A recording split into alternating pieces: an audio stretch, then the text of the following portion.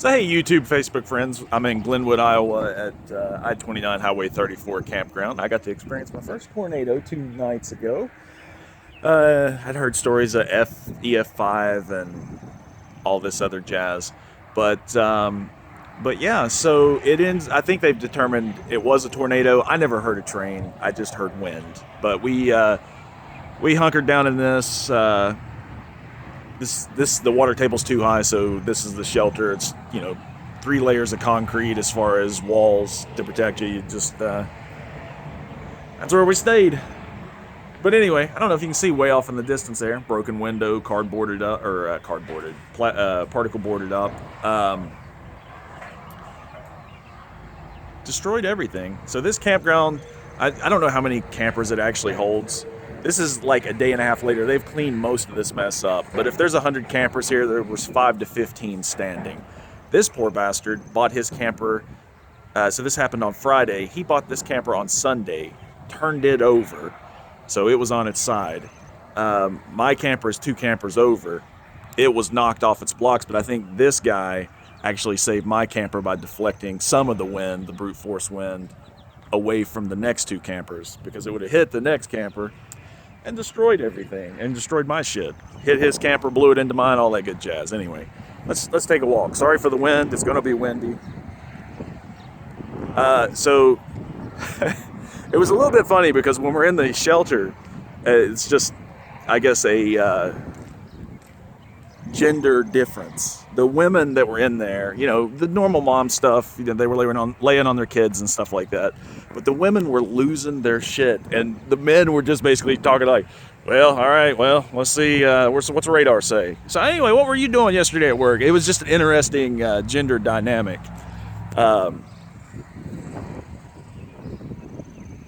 But afterwards, anyway, I just found that amusing. Like the women were losing their shit, and the men were just like, whatever, fuck it, let's see what happens.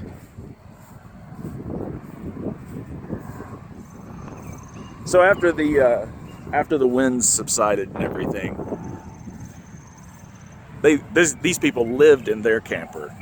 It was destroyed. Obviously, it was over on its side.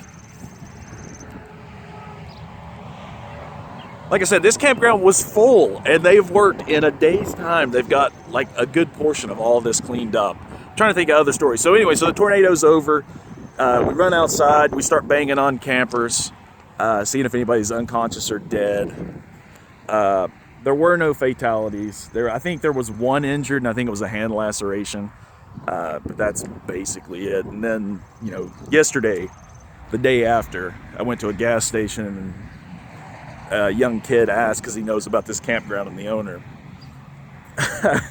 He was like, hey, I heard Joe's campground, there were 3 or 4 people got killed. And I just love, even the campground workers and Joe himself were like, man, you get on Facebook and people just spread all this bullshit.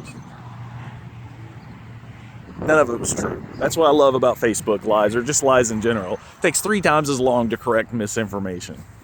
Thanks, Obama, Trump. Like I said, a lot of this is cleaned up. But this whole campground was full. Let's see, what other interesting stories? I don't know if you can see that off in the distance because the sun's reflecting off the screen, so I can't see what you can see. But that's a Harley-Davidson shop. There were 38 Harley-Davidsons in there.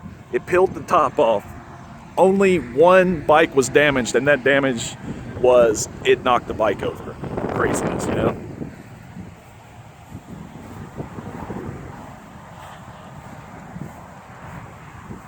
Take a walk with me. Oh, that silo is from about 1.5 miles that way.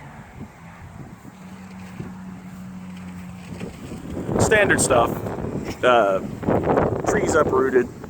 This, that, and the other. See, that's the other interesting thing. So that bus, which was converted to an RV, did not flip.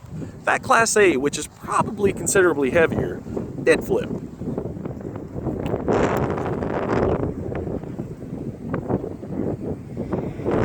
Trying to think what other interesting stories. One guy rode it out in his camper, and his camper is actually the one that is the least damaged of any camper that is here. Mine was knocked off the blocks, so it broke the front jack stands. Let's see, what other interesting things? Anyway, so the guy rode in his camper, and I was talking to him about it, and he was like, yeah, after the wind hit, I was like, the camper was rocking, and I'm like, I immediately regret this decision. But you have to question people, like, shouldn't you know, you don't fucking stay in a storm in a camper. You're gonna have a bad time. Like I said, all of this has been cleaned up in less than a day. I know there's still a bunch left. You guys should have seen the mess. It's terrible. Shit all like strewn out in this cornfield or field or potato field, whatever it is. But no. Craziness, man. Let's see, what other stories? Couple people jumped in their vehicles to try to run. One lady was telling me the story that she doesn't drive fast, which that makes sense, right? It's an emergency. If you can't drive fast, you probably shouldn't drive. But her truck was picked up and started being moved across the road. So she's like, oh my God, I'm gonna die.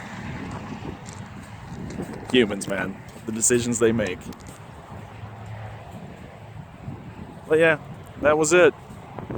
Then then afterwards, we kind of talked about the news media and stuff.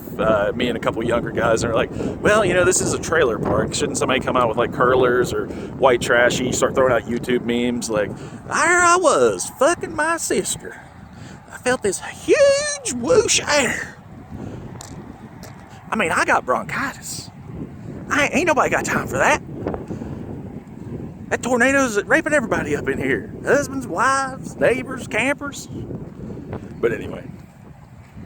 So that's pseudo the... Oh, I don't know if you can tell. That camper right there, that's the guy who rode out the storm in his camper. Good times. YouTube, Facebook, all that good jazz. Stardate 222, Allstate, State Farm, Liberty Mutual, fucked 1998 or whatever. Captain logging off here. Good talk, guys.